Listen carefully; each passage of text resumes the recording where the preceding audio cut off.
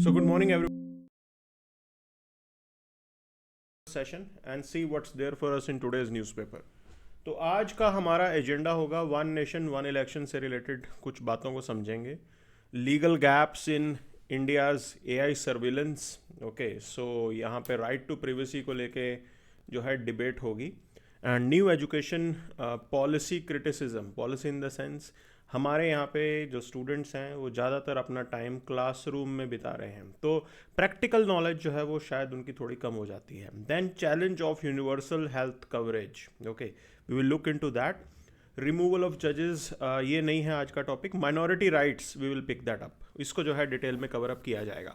सो चलते हैं, आज के सेशन को शुरू करते हैं. और हमने इसमें PYQs जो है वो ऐड किए हैं. सो 2 bills on simultaneous elections and this is the debate. Opposition जो है वो कह रहा है कि अभी ये ठीक नहीं है time, and government is putting up one thing. Government कह रही है कि हम JPC के पास भेज देते हैं, जॉइंट पार्लियामेंट्री कमेटी के पास इस पर्टिकुलर बिल को भेजने को रेडी है गवर्नमेंट. तो जॉइंट पार्लियामेंट्री कमेटी में होता क्या है, इसके अंदर रूलिंग पार्टी के भी मेंबर्स होते हैं और यहाँ पे ओपोजिशन के भी मेंबर्स होते हैं. तो वो मेंबर्स खुद साथ मिलके डिटेल में जो है उस बिल को स्क्रूटनाइज करेंगे, उसके प्रोविजंस को देखेंगे. तो ये बड़ा आइडिया है यहाँ पे, क्लियर. और ये कॉन्स्टिट्यूशन अमेंडमेंट नंबर 129 है जो बिल को इंट्रोड्यूस किया गया है. That is constitution 129th amendment bill, clear. तो ये पूरी डिटेल हमें समझनी है, इसको लेके अभी यहाँ पे बातचीत होगी, इसके प्रोसीडिंग्स को पता लगेगा क्या है इसके अंदर क्या नहीं है. But this is the big idea. अब देखिए, मेंस 2024 में इसी से रिलेटेड एक क्वेश्चन पूछा गया था. उन्होंने कहा था कि examine the need for electoral reform as suggested by various committees with particular reference to one nation one election. ठीक. अब इस क्वेश्चन की जो इनिशियल डिमांड है वो ये है कि बताइए पहले तो इलेक्टोरल रिफॉर्म होते क्या हैं, हमें क्या ज़रूरत पड़ती है इलेक्टोरल रिफॉर्म लाने की. So idea is this: we need electoral reform to improve integrity, efficiency and representation in political system. हम चाहते हैं क्लीन पॉलिटिक्स हो जाए, ठीक है. तो उसके लिए हम ये इलेक्टोरल रिफॉर्म लेके आ रहे हैं. क्लीन पॉलिटिक्स हो, बेटर इलेक्शन मैनेजमेंट हो, वैसा हो जाए, ठीक. ऑब्जेक्टिव्स की बात करें तो आप डेमोक्रेटिक प्रोसेस को एनहांस करना चाहते हैं, इलेक्शन रिलेटेड कॉस्ट को रिड्यूस करना चाहते हैं और इंक्रीज द वोटर पार्टिसिपेशन. अब देखो इसमें होता क्या है कि अगर सिंगल डे इलेक्शन होगा, सिंगल टाइम इलेक्शन होगा स्टेट और यूनियन का, तो उसके अंदर बेनिफिट क्या होगा, जो वोटर अपने स्टेट से दूर हैं, अपने घरों से दूर हैं, वो एक टाइम के लिए एज अ छुट्टी बना के जा सकते हैं. और काफ़ी इंडिया के अंदर वोटर्स ऐसे हैं जो पार्टिसिपेट करते हैं इस तरीके से. देखिए लोकसभा में 66% वोटिंग हो जाना ये बड़ी बात होती है. इवन जो डेवलप्ड नेशंस हैं वहाँ पे भी इतने ज़्यादा वोटर्स जो हैं वो नहीं आते हैं. अब बात करते हैं वन नेशन वन इलेक्शन की, तो हमें कुछ फ़ायदे ज़रूर इसके मालूम हैं. कोस्ट एफिशिएंसी आएगी, फाइनेंशियल बर्डन आप रिड्यूस कर पाएंगे, गवर्नेंस और स्टेबिलिटी के ऊपर फोकस होगा, बीच में इंटरप्शंस नहीं आएंगे, क्योंकि मैंने आपको बताया था कि मॉडल कोड ऑफ कंडक्ट लग जाता है जिसके अंदर आप कोई भी नई स्कीम अनाउंस नहीं कर सकते हो उस समय, ठीक. तो उस समय की उस टाइप की समस्या यहाँ पे नहीं होने वाली है. देन कंसिस्टेंसी इन गवर्नेंस, आपके यहाँ पे सभी लोग पूरे फोकस के साथ डेवलपमेंट के ऊपर काम करते रहेंगे. अभी क्या है, किसी स्टेट का इलेक्शन हो जाएगा तो मोदी जी को वहाँ जाना पड़ेगा, ठीक है ना. तो we don't want that. Voter fatigue भी है बिल्कुल, हमें ऐसा लगता है कि हर दूसरे दिन जो है इलेक्शन ही चल रहे हैं पूरे देश के अंदर. इवन मीडिया की दुकान भी ऐसे ही चल रही है, ठीक है ना. मीडिया भी इसी तरीके से चल रहा है. इलेक्शन जो होते हैं फिर अब वो आपको पूरे एक प्रोग्राम सा ऑर्गेनाइज करेंगे जिन जिन स्टेट्स में इलेक्शन होगा. और ये सारी समस्याएं जो हैं हमें इनको ठीक करना है. और वन नेशन वन इलेक्शन बिल्कुल उसमें राइट स्टेप भी है. और मैंने आपको पहले बताया था कि 1952 में जब हमारे यहाँ पे फर्स्ट इलेक्टोरल सिस्टम स्टार्ट हुआ था 1967 तक, it was one nation one election only. उस समय तक जो है वन नेशन वन इलेक्शन का ही सिस्टम था. और अभी जो रामनाथ कोविंद कमेटी जो है उनके सजेशंस हैं यहाँ पे कि डिसरप्शन साइकिल की प्रॉब्लम को कैसे रोका जाए, तो वो सोल्यूशन ऑलरेडी उन्होंने दे दिए हैं. तो आपको इस पूरी स्कीम को डिटेल में बस इम्प्लीमेंट करना है. This is the big idea. और ये इजीली डूएबल है, कोई खास इसमें समस्या नहीं आएगी, ठीक. तो ये पॉइंट समझना है यहाँ पे. अब रिकमेंडेशन फ्रॉम कमेटीज़ की बात करें, लॉ कमीशन इन इंडिया ने क्या किया, उन्होंने भी यही किया था कि भाई साइमल्टेनियस होना चाहिए गवर्नेंस एफिशिएंसी और कॉस्ट रिडक्शन के लिए.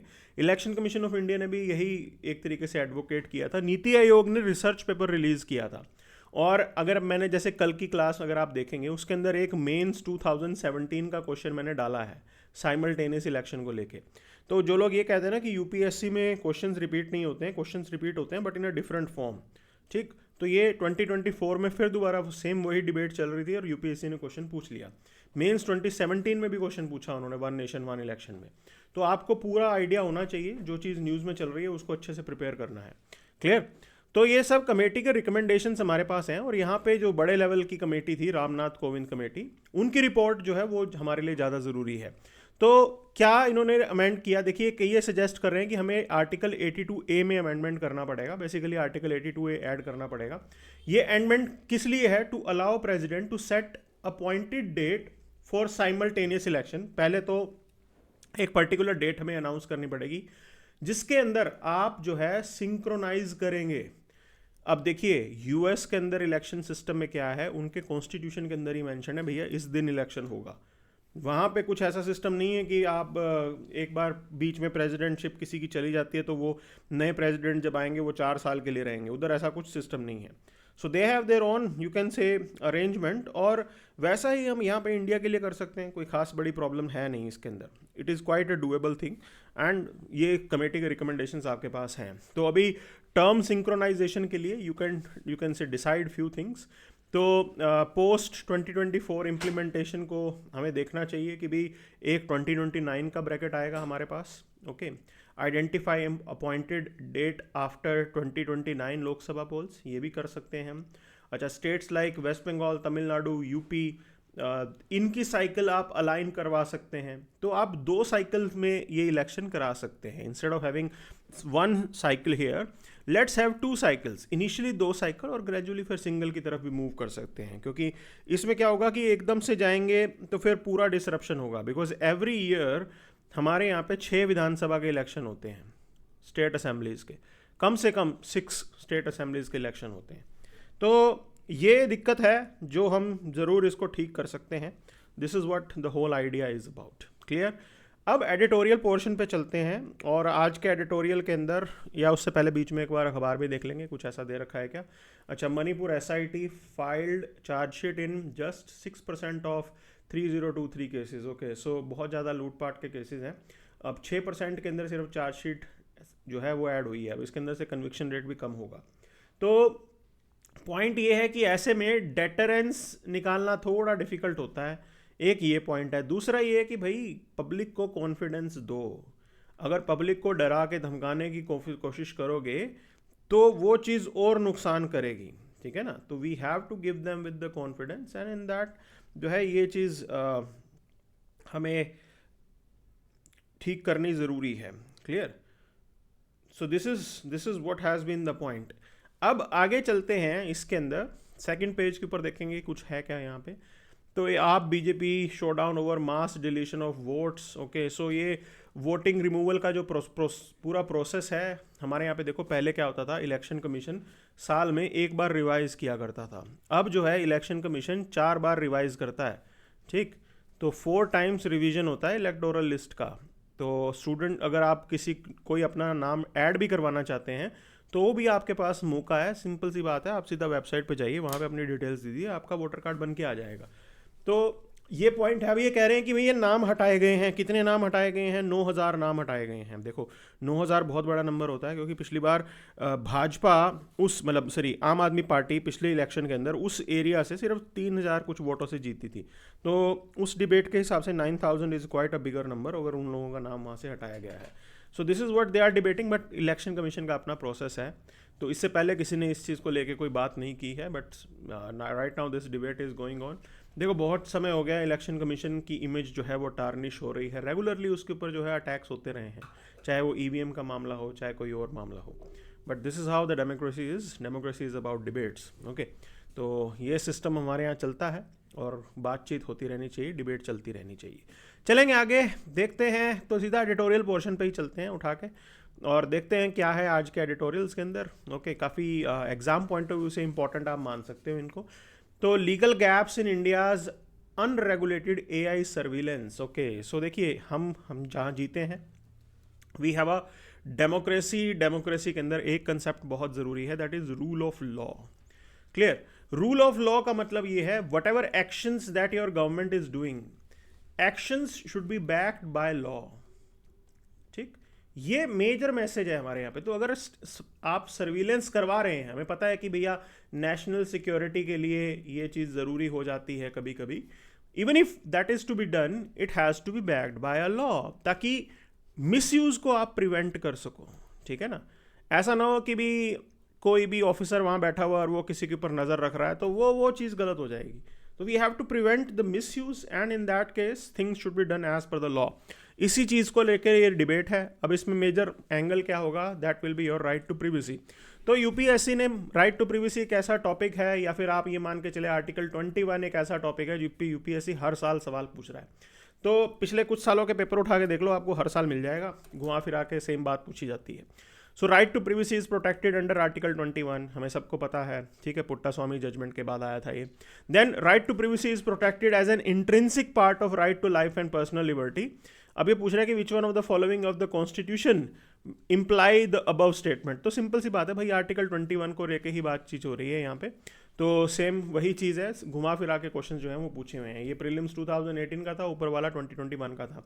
2023 24 के अंदर भी इसी टाइप से घुमा फिरा के क्वेश्चन पूछे थे।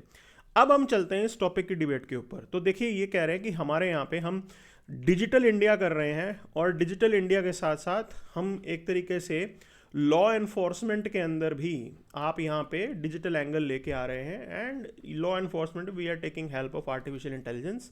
तो ये हमें अप टू डेट तो रखना ही रखना पड़ेगा।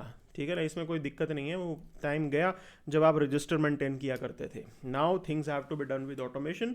आपको हर चीज़ स्मार्ट करनी पड़ेगी, और हम ऑलरेडी स्मार्ट गवर्नेंस जो है मोदी जी का मॉडल भी है, smart policing, smart governance. This is what the whole idea is about. अब देखिए, एम्बिशियस प्लान है, world's largest facial recognition system आप बनाना चाहते हैं, एआई पावर्ड, और ये सर्विलेंस करेगा आपके रेलवे स्टेशन पे, police patrols, planned AI satellites. अब देखो, मैं आपको एक चीज़ बता रहा हूँ, चाइना में ये ऑलरेडी है। ठीक है, तो ऐसा नहीं है कि India is the only country which is doing it. And other point is this, even the developed Nations they do have this type of system here.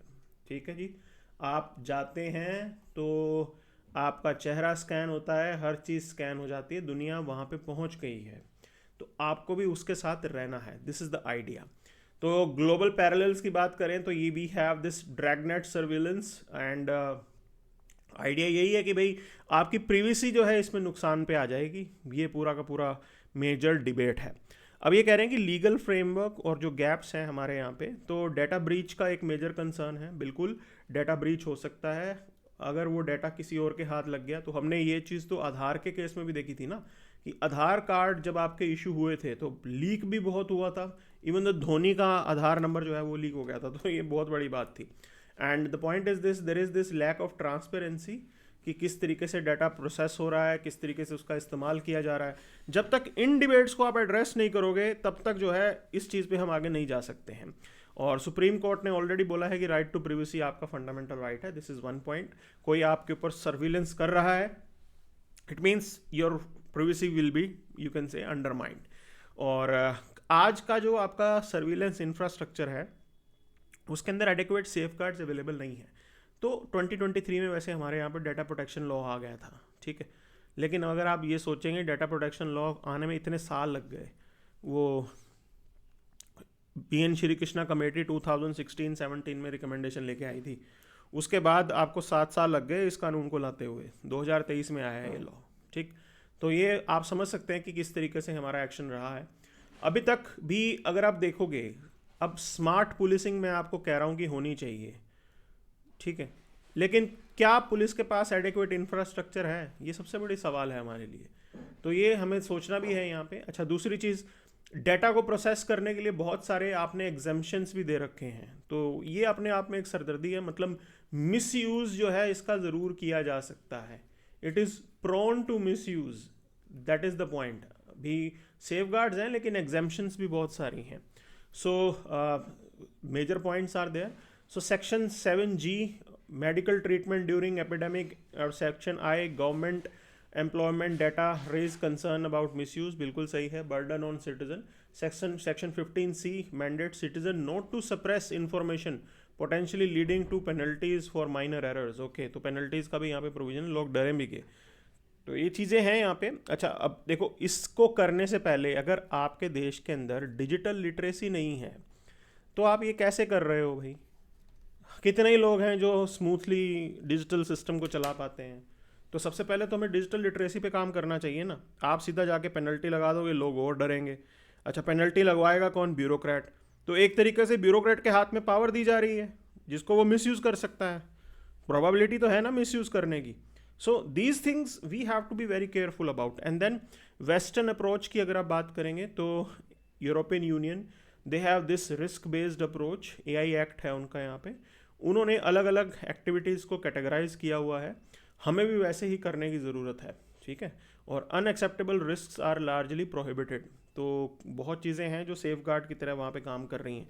तो मेजर पॉइंट समझ लो, हम जो है उसको एज अ रेफरेंस लेके चल सकते हैं। इंडियन कंटेक्स्ट के अंदर क्या उसके अंदर थोड़े बहुत मॉड्यूलेशन ला के आप उसे इम्प्लीमेंट करा सकते हो, वो एक सोल्यूशन है ब्रॉडली इस चीज़ को करने का। बिकॉज AI तो आपको लेके आना ही पड़ेगा। देखिए, वो फ्यूचर है और उसके लिए हमें अपने देश को तैयार करना है। Yes, there will be concerns about right to privacy, बिल्कुल है यहाँ पे। और आपको ये भी मेक श्योर करना होगा, ठीक है, एंड कंसेंट एग्जम्पशंस को नैरो डाउन करना पड़ेगा ताकि मिसयूज़ चीज़ों का ना हो सके। And you have to devise a framework कि कैसे AI का इम्पैक्ट सिविल लिबर्टीज़ पे पड़ने वाला है। ऐसा ना हो यहाँ पे अननेसेसरीली जो है एरर्स क्रिएट हों, और हैक भी हो सकता है आपका सिस्टम अगर आपका हैक हो गया तो फिर किसी इंडिविजुअल को भी रिस्ट्रिक्ट किया जा सकता है उस केस के अंदर, ठीक। तो AI बेस्ड मॉडल जो है उसके अंदर प्रॉब्लम्स बहुत सारी हैं। हैकिंग वगैरह होने के चक्कर में आपको नुकसान ज़्यादा हो सकता है, गवर्नेंस इंप्रूव तो दूर की बात है। Then risk based approach categorize कीजिए एक्टिविटीज़ को, जैसा यूरोपियन यूनियन के अंदर है। So these are the things that can be done, but future तो यहीं पे ही जाएगा, ठीक है। आगे चलते हैं तो there is another editorial which is talking about stuck in classroom. तो हमारे यहाँ पे न्यू एजुकेशन पॉलिसी भी आई, लेकिन इसके बाद भी सिचुएशन जो है वो इम्प्रूव नहीं हुई है। तो देखिए, ये कह रहा है कि भाई सिग्निफिकेंटली हमारे यहाँ पे एक इंडिविजुअल इंडियन स्टूडेंट हर हफ्ते 20 आवर्स जो है वो क्लासरूम में जो है बिताता है, और कोई अमेरिकन या यूरोपियन स्टूडेंट वो 12 घंटे जो है वो क्लासरूम में हर हफ्ते बिताता है। अब ये एक इम्पॉर्टेंट पॉइंट ऐसा है, देखियो इसके अंदर बात एंगल आता है प्रैक्टिकलिटी का। तो प्रैक्टिकल नॉलेज कितनी आप सीख पाते हैं, ये एक इम्पॉर्टेंट एस्पेक्ट है। इंडिया के अंदर क्लासरूम में आप बिठा के रट्टे लगवाओगे तो वही है, रॉट लर्निंग वगैरह होता है यहाँ पे, ठीक। तो न्यू एजुकेशन पॉलिसी कुछ बातों को कहती थी, जैसे increase the number of courses, okay, longer lecture hours, ये सब हो गया है। यहाँ पे हम पढ़ाते ज़्यादा हैं, बुक ज़्यादा आप सिखाते हो। तो थियोरी के ऊपर फोकस है, बुक पढ़ाने के ऊपर फोकस है, missing out this practical link. तो वो चीज़ हमें ठीक करनी है। इसके नेगेटिव कॉन्सिक्वेंस क्या होंगे? सेल्फ स्टडी का टाइम नहीं मिलता, असाइनमेंट कंप्लीट करने का टाइम नहीं मिलता, फिर बच्चे कॉपी करते हैं इधर उधर से, ठीक। और आप असेसमेंट को भी देखेंगे तो भाई कितना ही असेस कर लेंगे, कितने ही चीज़ों को चेक कर लेंगे, तो ये सबसे बड़ी प्रॉब्लम है। Then emphasis on rote learning, रट्टे मारने पे ज़्यादा फोकस हो जाता है, क्रिटिकल थिंकिंग डेवलप ही नहीं हो पाती है भैया। किसी भी चीज़ को क्रिटिसाइज़ करने के लिए, सोचने के लिए, डेप्थ में जाने के लिए टाइम तो देना पड़ता है आपको। लेकिन अगर आप क्लासरूम के ऊपर फोकस रखोगे तो ये चीज़ नहीं होगा। और क्लासरूम में बिठाने का मतलब है आप टीचर सेंट्रिक लर्निंग करवा रहे हो। आप जो टीचर ने पढ़ा दिया वही सब कुछ है, ऐसा नहीं होता। सेल्फ लर्निंग बहुत ज़रूरी होती है। तो ये कंटिन्यूस असेसमेंट का जो हमारा एंगल था, जिसको न्यू एजुकेशन पॉलिसी एम्फेसाइज कर रही थी कि स्टूडेंट क्या लर्न कर रहा है, क्या कंटिन्यूसली इनपुट आ रहे हैं, ये सारी चीज़ें हैं। अच्छा, इसके अंदर कंस्ट्रेंट बहुत है, तो difficult to implement effectively under the current you can say high classroom hours. उसके अंदर इस चीज़ को इम्प्लीमेंट करना मुश्किल है, क्योंकि आप असेस क्या करोगे, सीखा क्या है, ठीक है। ये डाउट आता है बिल्कुल इसमें। और फैकल्टी के ऊपर भी इसका इम्पैक्ट है, टीचिंग का लोड बढ़ जाता है, reduces the time for research, बिल्कुल, ओके। कोर्स डेवलपमेंट, कोलैबोरेशन, इन सब में टाइम ही नहीं मिलता है। तो ये सारी हर्डल्स हमें देखने को मिलती हैं, and you can say with this certainly we can not go ahead. इसलिए इन सब चीज़ों को इम्प्रूव करना, बेटर करने की ज़रूरत है। This is what the big idea is about. Clear? तो शॉर्टर करो, रैशनलाइज करो, ये ज़रूरी है, ठीक। मेजर बच्चा सीख क्या रहा है वो सबसे ऊपर हमारा फोकस होना चाहिए। So next editorial is related to challenge of universal health coverage. Okay, so देखिए, health is a state list subject, पहले तो अभी ये मालूम होना चाहिए क्लैरिटी के साथ, ठीक है। और स्टेट लिस्ट सब्जेक्ट होने का मतलब ये है स्टेट गवर्नमेंट की प्राइम रिस्पॉन्सिबिलिटी होती है इसको डील करने के लिए। अब स्टेट गवर्नमेंट की प्राइम रिस्पॉन्सिबिलिटी जब होगी, इसके अंदर वेरिएशन आएगा ही आएगा। क्यों वेरिएशन आएगा भाई? वेरिएशन इसीलिए आएगा क्योंकि different states they have different capacities. हमारे यहाँ पे कुछ स्टेट्स के अंदर अच्छा मॉडल है और कुछ स्टेट के अंदर जो है हालात उतने अच्छे नहीं हैं, तो ये सब समझने वाली बात है यहाँ पे। साउथ के स्टेट्स के अंदर हेल्थ का सिस्टम बढ़िया है क्योंकि वहाँ पे इंफ्रास्ट्रक्चर वगैरह अवेलेबल है। Kerala has the best model, बिल्कुल, even the primary health care centre भी उनके बहुत अच्छे चलते हैं। तो why they have been able to do this? Because they have resources, as simple as that. तो वो तो सीधा रिसोर्स का गेम होता है, जिनके पास रिसोर्स होगा और उनको ज़रूर इसके अंदर बेनिफिट होगा ही होगा। This is what the point has been. चलिए अब इसको और देखते हैं। अब इसमें है क्या? अनइक्वल गवर्नमेंट स्पेंडिंग है, बिल्कुल है। देखो ये डाटा बता रहा है कि हिमाचल के अंदर 3,000 रुपये खर्चे जाते हैं और बिहार के अंदर सिर्फ 701, बिकॉज बिहार में पॉपुलेशन प्रेशर बहुत ज़्यादा है। तो ये एक हर्डल है।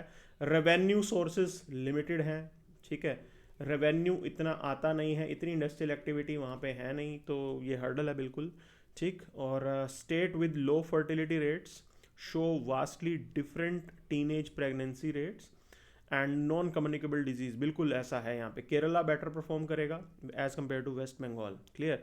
फंडिंग शॉर्टफॉल की बात करें तो government expenditure often falls short of universal health coverage, for example in West Bengal. तो कई जगहों पे स्टेट्स ने अपनी भी स्कीम्स चला रखी हैं, उनके पास कमी रह जाती है, ठीक है ना। और कमी जहाँ पे रहेगी आप मान के चलिए वहाँ पे जो है बिल्कुल भी चीज़ें ठीक नहीं होंगी। This is what is being highlighted here. अब ऐसे में होगा क्या? अगर सरकार की तरफ से मदद नहीं आ रही है तो सीधा बर्डन जो है पेशेंट पे पड़ता है, फैमिली पे पड़ता है, और वो होता है high out of pocket expenditure, कि भी जेब से ज़्यादा खर्च होगा और वो बर्डन बहुत ज़्यादा हो जाता है, and that is the problem here. तो ये एक सिस्टमिक इशू है जिसको हमें ठीक करने की ज़रूरत है। This is what is being pointed out. अब देखिए डीपर सिस्टमिक चैलेंजेस क्या हैं। Higher out of pocket spending देख लिया, तो पुअरर जो स्टेट्स हैं वहाँ पे ज़्यादा ये देखने को मिलता है, लोगों की जेब से ज़्यादा पैसा जाता है, ये दिखता है यहाँ पे। ओके, वेस्ट बंगाल की केस स्टडी भी है हमारे पास। तो higher C section rates, okay, suggest sufficient public hospital capacity, questioning the need for Swasthya Sathi scheme. Okay, कि आप चीज़ों को ऐसे लेके जा रहे हो और प्राइवेट केयर को जो थोड़ा सब्सिडाइज भी कर रहे हो। सो कुछ एक हर्डल्स और मुद्दे हमें ज़रूर यहाँ पे नज़र आए हैं which is being pointed out. Okay, अच्छा, डिफरेंट रीजनल पैटर्न्स देखने को मिले हैं। नॉन कम्युनिकेबल डिजीज़ के अंदर भी ऐसा है यहाँ पे। ओके, और ये वेरिएशन बताया है कि वेस्ट बंगाल में हाई ब्लड शुगर है क्योंकि पब्लिक में इतनी अवेयरनेस ही नहीं है, ठीक है ना। हाइपरटेंशन की प्रॉब्लम्स भी वेरिएशन पे आ रही हैं। और दूसरी चीज़ देखो, ये सबसे बड़ी हर्डल दिखता है, that is primary health centre की शॉर्टेज होना। आप कैसा कल्चर बनाना चाहते हैं? हम पूरे देश के अंदर कल्चर ऑफ वेलनेस बनाना चाहते हैं, ठीक है। ये हमारा फोकस होना चाहिए। बीमारी होने से पहले ही ठीक कर दो ना। पब्लिक को अगर अवेयर होगा कि कैसे ज़िंदगी जीनी है, क्या राइट डाइटरी चॉइसेस हैं, क्या चीज़ हमें खानी चाहिए, वो चीज़ अगर पहले से क्लैरिटी के साथ पता होगी तो इतनी इतनी समस्या आएगी नहीं। बट वो सिखाएगा कौन, कैसे जो है वो लर्न किया जाए, ये दिक्कत कहीं ना कहीं आती ही है, ठीक है ना। So this is what has been the bigger debate. Okay, and then we need holistic approach, बिल्कुल फंडिंग बढ़ानी है, टेलर्ड सॉल्यूशन लेके आने हैं। Tailored in the sense that state specific, region specific. One size fit all approach लेके आप नहीं चल सकते हो, टॉप बॉटम अप्रोच लेके नहीं चल सकते हो, क्लियर। टॉप डाउन अप्रोच नहीं चलेगी यहाँ पे, क्योंकि अलग अलग स्टेट्स की प्रॉब्लम अलग अलग है, इंडिया की हेल्थ प्रोफाइल बहुत डिफरेंट है। तो वो चीज़ सोच के समझ के चीज़ों को प्लान करके करना चाहिए। This is what the big idea is about, clear. So next will move to the article related to minority rights. Okay, so देखिए हमारे यहाँ पे इंडिपेंडेंस के बाद पार्टीशन हुआ। पार्टीशन का एक नुकसान ये था कि we had to give trust to minority, कि हमारा जो देश है वो एक सेकुलर कंट्री है, ठीक है। तो माइनॉरिटीज़ की थोड़ी बहुत तो इनसिक्योरिटी रहेगी, but if you compare India with rest of our neighbours, we are way ahead. हम बाकियों से बहुत अच्छे हैं, बहुत बेटर हैं, and we have shown it. ये हमने दिखाया है पूरी दुनिया को बहुत बार, क्लियर। और यहाँ पे भी वही चीज़ समझने की ज़रूरत है। तो माइनॉरिटी राइट्स की बात करें, international recognition, UN declaration on rights of person belonging to national and ethnic religious minorities, ठीक है, बिल्कुल है यहाँ पे। डेमोक्रेटिक इम्पेरेटिव, हम डेमोक्रेटिक कंट्रीज हैं उसके अंदर भी ये जब डाला गया है, तो ये सब इंटरनेशनल पॉइंट से आते हैं कि माइनॉरिटी राइट्स को आपने क्यों बेटर करना है। अब कॉन्स्टिट्यूशन डिवाइस करते समय कॉन्स्टिट्यूएंट असेंबली ने भी इन चीज़ों को डिबेट किया, उन्होंने भी ये चीज़ हाईलाइट की कि नेशनल यूनिटी के लिए माइनॉरिटी राइट्स जो है वो ज़रूरी हैं, because no one should feel कि हम निगलेक्ट हो रहे हैं, ठीक है ना। And then we have article 25 to 30 which talks about different provisions related to minority, you can say rights there. तो right to freedom of religion हमारे यहाँ पे एक फंडामेंटल राइट है, तो this is what is India is about, okay, and this is the whole thing. तो बहुत कुछ हमारे कॉन्स्टिट्यूशन में दे रखा है। और क्यों आप ये करना चाहते हो, हम डाइवर्सिटी को प्रिजर्व करना चाहते हैं, और उसके लिए आपको माइनॉरिटी को राइट्स तो देने ही देने हैं। This is what the ethos of Indian constitution is about, ठीक। बिना इसके आपका कॉन्स्टिट्यूशन जो है वो बिल्कुल भी ठीक नहीं चलेगा, ये बात समझने की है यहाँ पे। राइट टू डिग्निटी, आप किसी को ये राइट डिनायल नहीं कर सकते हो। जुडिशियल इंटरप्रिटेशंस बहुत सारी हैं हमारे यहाँ पे जो माइनॉरिटी राइट्स को प्रोटेक्ट करती हैं, फर्म करती हैं, ठीक। And we do have individual rights as well as collective rights, अपने कल्चर लैंग्वेज को प्रिजर्व करने का राइट जो है वो दे रखा है यहाँ पे। अब बात यह है कि स्टेट लेवल डेफिनेशन देखिए माइनॉरिटीज़ की, तो minorities are defined at the state level, Hindus are minorities in some states, बिल्कुल ऐसा है, ठीक है। तो स्टेट टू स्टेट लेवल पे वेरिएशन पे आएगा। जैसे पंजाब में हिंदूज जो होंगे वो एक तरीके से माइनॉरिटी में आ जाएंगे, सिख मेजोरिटी में होंगे। Article 29 right to conserve distinct language scripture culture. Article 30 right to establish administer educational institution of choices, ठीक। ये सारी चीज़ें हैं यहाँ पे। Article 350A 350V talks about provisions related to mother tongue instruction, तो भाषा भी जो है चीज़ें इसके साथ लिंक हो जाती हैं।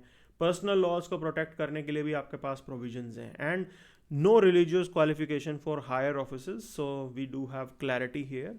And we are not a theocracy, तो बिल्कुल सारी चीज़ें हमने बता रखी हैं। और इंडियन सेकुलरिज्म जो बोला जाता है, ओके, आपका सेकुलरिज्म आपके प्रीएम्बल में मेंशन्ड है। We are known for inclusivity, आपकी सरकार का कोई इंडिविजुअल रिलीजन नहीं है और आपके लिए हर चीज़ इंक्लूसिव है। This is what Indian ethos is about, ठीक। ये सब कुछ है हमारे यहाँ पे। तो ये इंडिया का पूरा सिस्टम था माइनॉरिटीज़ से रिलेटेड। डिबेट चलती रहती है कंट्री के अंदर, ठीक है, वो नॉइजी डेमोक्रेसी में होगा ही होगा। सो ये सारी चीज़ें हैं। अब आगे बढ़ते हैं। After India Dissanayake is going to visit China. So this is how you can say Sri Lankan leaders they balance India-China relation। तो उनके लिए भी समस्या है, उनको दोनों से हेल्प चाहिए, उनको बैलेंस भी करना है इंडिया और चाइना को। हमें भी कोई प्रॉब्लम नहीं है अगर वो चाइना के साथ एंगेज करते हैं, बट हमारी नेशनल सिक्योरिटी कॉम्प्रोमाइज़ नहीं होनी चाहिए। And things have been you can say conveyed to them quite clearly. This is what the idea is. अब देखो श्रीलंका का मेजर फोकस क्या होगा, टूरिज्म को रिवाइव करना है, because they were relying on tourism for their economy. उनकी economy का एक मेजर पोर्शन टूरिज्म में भी जाता था, वो रिवाइवल करना बहुत ज़रूरी है। This is what they will be focusing on. Doval in Beijing today to attend India China special representative talks. तो ठीक है, बॉर्डर को लेके कुछ बातें होंगी। ये टॉक्स चलती रहनी चाहिए और इन पे कुछ कंक्लूसिव भी होना चाहिए। This is what we want. ये चीज़ करनी बहुत ज़रूरी है, ठीक है, बिना इसके बात आगे बढ़ेगी नहीं। तो आगे चलते हैं। यहाँ पे Congress viewed constitution as a private fiefdom. ये सब पॉलिटिकल डिबेट्स में will not get into that, ठीक है, इनके ऊपर नहीं चलते हैं और सीधा आगे बढ़ते हैं। And directly will go to the international page, उसके ऊपर देखेंगे क्या खास चल रहा है। तो Syrian Russian general killed in Moscow blast, okay, so ये बड़ी हाई प्रोफाइल किलिंग हुई है। And nations they open up their embassies engage with Syria's new rulers after असद's ouster, okay. So you need to understand there are some questions that the whole world is you can say asking। तो वो question क्या पूछे जा रहे हैं कि future क्या होने वाला है सीरिया का, बी इट रेडिकल, ठीक है, जैसे अफगानिस्तान में हुआ है। फिर तालिबान पहले तो बोल के आया कि हम लिबरल रहेंगे और एट द एंड हुआ क्या, वुमेन एजुकेशन और वो सब उन्होंने बंद करना शुरू कर दिया। तो सीरिया कैसा होगा, क्या वो रेडिकल होगा या वो लिबरल होगा, क्लियर? बिकॉज जो रूलिंग एंटिटी है इस समय वहाँ पे, दे हैव अल कायदा पास्ट, उनका पास्ट अल कायदा का है, ठीक है ना? तो ये सोचने वाली चीज़ है। एंड नॉट जस्ट दैट, दूसरी डिबेट वहाँ पे ये भी चल रही है कि सीरिया कैसा होगा, सेकुलर होगा, बिकॉज मेजोरिटी अब सुन्नी की हो जाएगी वहाँ पे, पॉपुलेशन भी वैसी है, 74% के अराउंड सुन्नी पॉपुलेशन है। देन 13% के अराउंड आप बोल सकते हो कि एलवाइट मुस्लिम्स हैं। एलवाइट मुस्लिम्स शिया मुस्लिम्स होते हैं, फिर शिया मुस्लिम्स भी होंगे, कुर्द्स भी हैं वहाँ पे, ओके। 3% ड्रूज कम्युनिटी है, तो ये सारे सब लोग वहाँ पे रह रहे हैं। तो ऐसी सिचुएशन में सीरिया कैसा होगा, उसका भविष्य, इसको लेके अब वहाँ पे डिबेट चल रही है। And whole world is debating this, okay. सिर्फ सीरिया वाले ये डिबेट नहीं कर रहे, पूरी दुनिया डिबेट कर रही है कि भाई ये भविष्य किस दिशा में जाने वाला है सीरिया का, ठीक है। And that is what the major point is about, clear? So ये सारी चीज़ें थी आज के अखबार के अंदर। सो इसका PDF आपको हमारे टेलीग्राम ग्रुप में मिल जाएगा, so you can be part of that. Thank you very much.